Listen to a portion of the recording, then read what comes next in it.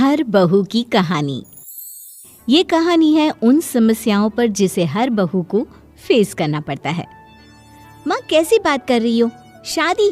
शादी से डर लगता है मुझे। दीदी की हालत देख रही हो? क्या हालत है दीदी की?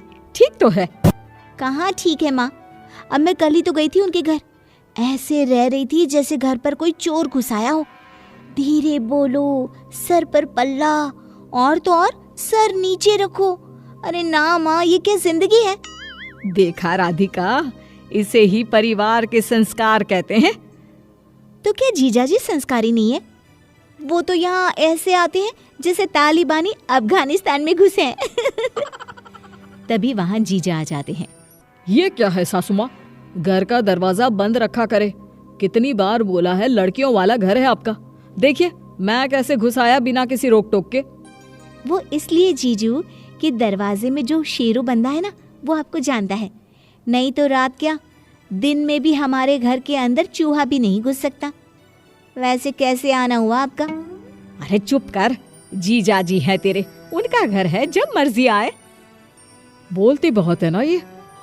अरे इसकी जबान बंद करने का इंतजाम करने आया हूँ। सासू माँ, मेरे दोस्त के लिए लड़की ढूंढी जा रही थी। मेरी बीवी को देखकर उसने तो साफ साफ कह दिया कि उसे भी ऐसी ही लड़की चाहिए।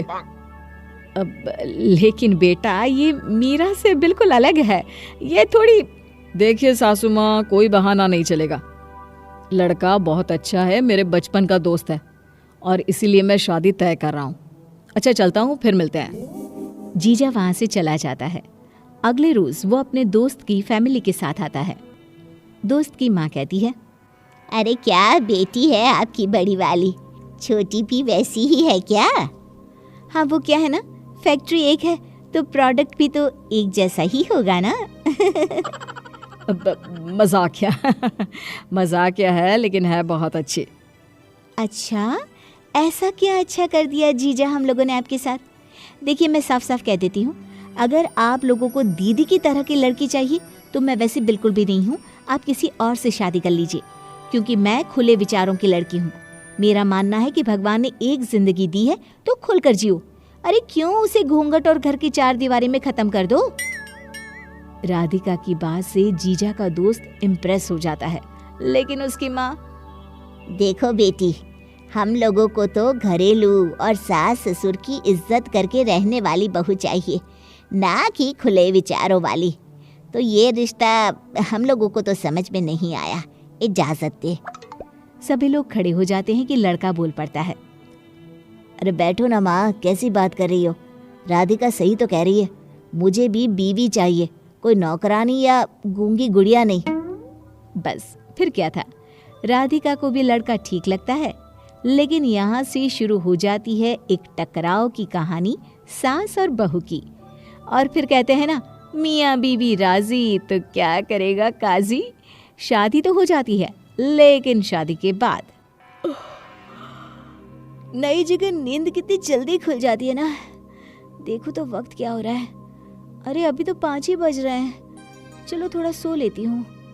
तभी सास की आवाज आती है, बहू, अरे ओ बहू, नहाकर कमरे से बाहर आ जाओ, जोत बत्ती का वक्त हो गया है। हे भगवान, इतनी सुबह उठना है? पहला दिन है, आज कर लेती हूँ, कल से बात कर लूंगी कि मैं इतनी जल्दी नहीं उठ सकती। नहा धोकर वो बाहर आती है कि ससुर बैठे होते हैं। सर पर पल्ला रख ले बेटा, ससुर बैठे हैं। कौन कहता है कि सास माँ और ससुर पिता होते हैं? अरे कभी किसी बेटी ने पिता से पर्दा किया है क्या? हे भगवान, रजत उठे तो बात करती हूँ। पूजा पाठ के बाद सास किचन में जाती है। माँ जी, क्या बनाना है? देख, सब्जी मैं बना देती हूँ। वो क्या है ना, तेरे हाथ की तो सब्जी कोई खाएगा नहीं, क्योंकि किसी को पसंद ही नहीं आएगी। राधिका का मन तो करता है कि जवाब दे दे कि खाना मैं भी अच्छा बनाना जानती हूँ, लेकिन ये घर नहीं, ससुराल है, और ससुराल की कहानी तो अलग ही होती है ना। जी माँ जी, बना लीजिए। वैसे भी नहाने के बाद मुझे बहुत भूख लगती है। पूरा खाना बनाने के बाद बहू टेबल पर 4 प्लेट लगा देती है। सभी खाना खाने बैठ जाते हैं, लेकिन जैसे ही राधिका कुर्सी खसकाती है कि सास बोल पड़ती है, अरे हम लोगों के खाने के बाद खाना खाना है, कुछ कम पड़ गया तो? राधिका पति की तरफ देखती है। कैसी बात कर रही हो माँ? वो क्या इस घर की सदस्य नहीं है? और वो बोल भी रही है ना कि उसे भूख लग रही है। माँ ये बात ठीक नहीं है। हाँ बेटा, सही कह रहा है तू। बैठ बहू, खाना सब साथ में खाएंगे। राधिका बैठ जाती है। सास कुछ नहीं कहती, लेकिन सबके जाने के बाद राधिका जब कमरे में आराम करने जाती है तो सास की आवाज आती है जो फोन पर बात कर रही होती है। अरे देख ले, क्या जमाना आ गया है। अरे जो बेटा कल तक हाँ माँ तू सही है, हाँ माँ तू सही है किया करता था, अब बहू के सामने कहता है क्या माँ कैसी बात कर रही है। हे भगवान, ये लड़की ना मुझे पहले दिन से ही पसंद नहीं थी। आधी बात बता रही है, ये पूरी बात क्यों नहीं बताती कि क्यों बेटे ने ऐसा बोला। अरे बहू को बहू नहीं कुत्ता समझा है जो सबके खाने के बाद खाना खाएगी। अरे मायके में तो मुझे सबसे पहले खिलाया जाता था। चल रखती हूँ, महारानी को याद दिलाऊं कि दिन में खाना भी खाना होता है, वरना ये तो सोती रहेगी।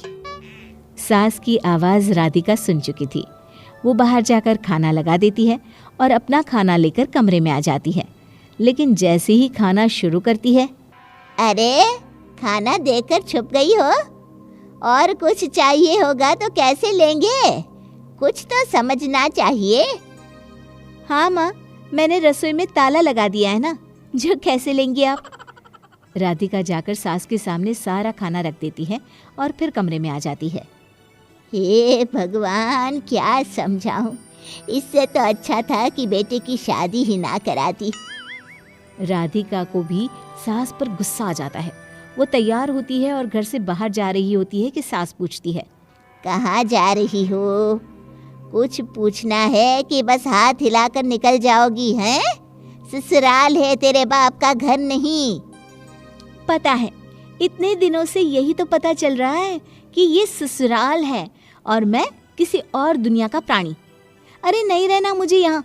क्या हालत बना दी है एक ही हफ्ते में मेरी। क्या हालत बना दी है, हैं? इंसानों वाला ही तो काम करवा रही हूँ और हर बहू करती है ये काम। हाँ, लेकिन क्या बहू इंसान नहीं होती? अरे जो कल तक सुबह 9 बजे उठती थी वो एक ही दिन में 5 बजे उठने लगे। जो कल तक माँ के पीछे खाने के लिए रोती थी वो सबके खाने के बाद आखिर में खाना खाए।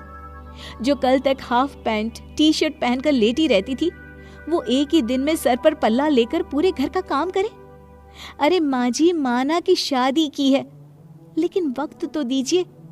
किसी को भी मेरी बुराई कर रही है क्या? जिससे आप मेरी बुराई कर रही है वो आपको रोटी बना कर देने वाली है? नहीं ना? अरे काम तो बहू बेटा ही आएंगे ना। हाँ बहू, तू ठीक कह रही है, मुझसे गलती हो गई, मुझे माफ कर दे। चल हम दोनों तेरे साथ तेरे मायके चलते हैं बस, और शाम को लौट भी आएंगे।